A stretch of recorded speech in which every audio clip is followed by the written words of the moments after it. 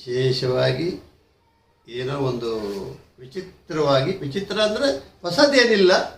ಈ ಸಾಮಾನ್ಯವಾಗಿ ಮನುಷ್ಯನಿಗೆ ಸಿಟ್ಟು, ಕೋಪ, ದ್ವೇಷ ಏನು ಇವೆಲ್ಲ ಬರುವಂಥದ್ದು. ಅವನು ಹೇಗೆ ತಿಂತಾನೆ, ಈಗ ಪದಾರ್ಥಕ್ಕೆ ಉಪ್ಪು ಹೆಂಗೆ ಬೇಕು, ಹುಳಿ ಹೆಂಗೆ ಬೇಕು, ಖಾರ ಹೆಂಗೆ ಬೇಕು, ಹಾಗೆ ಎಲ್ಲ ಒಂದು ಸಾರಿ ಉಪ್ಪು ಜಾಸ್ತಿ ಆಗಿ ಒಂದು ಸಾರಿ ಕಾಕರ್ಸಿ ಹೋಗಿತಾನೆ, ಖಾರ ಜಾಸ್ತಿ ಆದಾಗ ಕೆಮ್ತಾನೆ, ಹುಳಿ ಜಾಸ್ತಿ ಆಗಿ ಒಂದು ಬೈತಾನೆ ಮಾಡಿದವರಿಗೆ, ಹೆಂಡತಿಗೂ ಅಥವಾ ಇನ್ನೊಂದಿಗೆ. ಇದು ಪ್ರಕೃತಿ ಸಹಜ ಅಂಥದ್ದು. ಆ ಕಡೆ ಈ ಕಡೆ ನಾವು ಯಾವತ್ತೂ ದ್ವೇಷ ಬಳಸಿದವರಲ್ಲ. ಈಗ ನೀನು ಇದೇನು ಕರುನಾಡ ನಿಧಿ ಪತ್ರಿಕೆ ಅಥವಾ ಕರುನಾಡ ನಿಧಿ ನಿಂದ ಚಾನಲ್ ಇದೆ.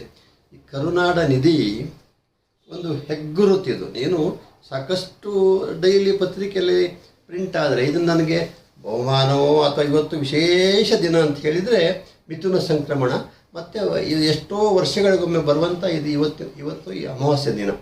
ಈ ಅಮಾವಾಸ್ಯೆ ದಿನ ನೀನು ನೋಡೋಕ್ಕೆ ಮಾತ್ರ ಅಮಾವಾಸ್ಯೆ ಆದರೂ ಕೂಡ ಇದು ಬೆಳಕನ್ನು ಆ್ಯಕ್ಚುಲಿ ಆಫ್ಟರ್ ಅಮಾವಾಸ್ಯೆ ಯಾವುದೇ ಘನ ಕೆಲಸ ಮಾಡುವಾಗ ಅಮಾವಾಸ್ಯೆ ನಂತರ ಮಾಡಬೇಕೆ ಚಂದ್ರ ವೃದ್ಧಿ ಆಗುವಂಥದ್ದು. ಹಾಗೆ ವೃದ್ಧಿಯ ಸಂಕೇತ ಇದು ನಿನಗಿರ್ಬೋದು ಅಥವಾ ಜಗತ್ತಿಗಿರ್ಬೋದು ಅಥವಾ ನನಗಿರ್ಬೋದು. ನನಗೆ ಏನೋ ಒಂಥರ ಮನಸ್ಸಲ್ಲಿ ಒಂದು ಖುಷಿ ಕೊಟ್ಟು ಈಗ ಪತ್ರಿಕೆನ ಓದಿ ಹರಿದು ಬಿಸಾಕ್ತಾರೆ. ಮೀಡಿಯಾನ ಏನು ಟಿ ವಿ ಇರ್ಬೋದು ಅಥವಾ ಮೊಬೈಲ್ ಇರ್ಬೋದು ನೋಡಿ ಡಿಲೀಟ್ ಮಾಡ್ತಾರೆ. ಇದೊಂದು ಗುರುತು ಮನೆಯಲ್ಲಿರ್ತದೆ. ಹಣ ಮೇಲೆ ಕುಂಕುಮ ಇದ್ದ ಹಾಗೆ ಅಥವಾ ಹೆಂಗಸರಿಗೆ ಕತ್ತಲ್ಲಿ ತಾಳಿ ಕರಿಮುಡಿ ಇದ್ದ ಹಾಗೆ, ಏನು ಮುಸ್ಲಿಮರಿಗೆ ತಲೆಯಲ್ಲಿ ಟೋಪಿ ಇದ್ದಂಗೆ, ಕ್ರಿಶ್ಚಿಯನ್ರಿಗೆ ಶಿಲುಬೆ ಇದ್ದಂಗೆ ಅವರವರ ಏನು ಅವರ ಹೆಗ್ಗುರುತೇನಿದೆ ಹೆಗ್ಗುರುತು ಗುರುತಿಸುವ ಹಾಗೆ ನೀನು ಈ ಪತ್ರಿಕೆಯನ್ನು ಗುರುತಿಸುವ ಹಾಗೆ ಮಾಡಿದ್ದೀಯಾ.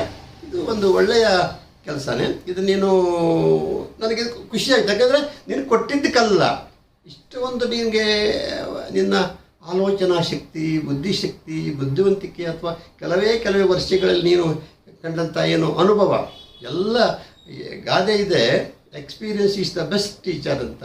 ಆ ಅನುಭವವೇ ಶ್ರೇಷ್ಠ ಗುರು. ಯಾಕಂತ ಹೇಳಿದ್ರೆ ನೀನು ಈ ರಂಗ ಆಗಿದೆ, ಪತ್ರಿಕಾ ರಂಗ ಅಥವಾ ಏನು ಮೀಡಿಯಾ, ಅದು ಈಗಿನ ಜನನು ಅಥವಾ ಒಬ್ಬೊಬ್ಬರ ಹತ್ರ ಒಂದು ಸಾರಿ ಮಾತಾಡಿದಾಗ ನನ್ನ ಅನಿಸಿಕೆ, ನಿನ್ನ ಒಂದು ಕಡೆ ಹೋಗಿದ್ದೆ, ನನ್ನ ಹತ್ರ ಮಾತಾಡಿದಾಗ ನಿನ್ನಂತಾರೆ ಪತ್ರಿಕೆಯವರು ನನಗೆ 1000 ಪುಟ ಓದಿದಷ್ಟು ನಾಲೆಜ್ ಬಂತು. ಯಾಕಂದರೆ ನನಗೆ ಯಾಕೆ ಹೇಳಿದೆ ಅಂದರೆ ಹೆಚ್ಚು ಕಡಿಮೆ ನಿನಗೆ ಆ ನಾಲೆಜ್ ಈಗ ಬರ್ತಾ ಇದೆ.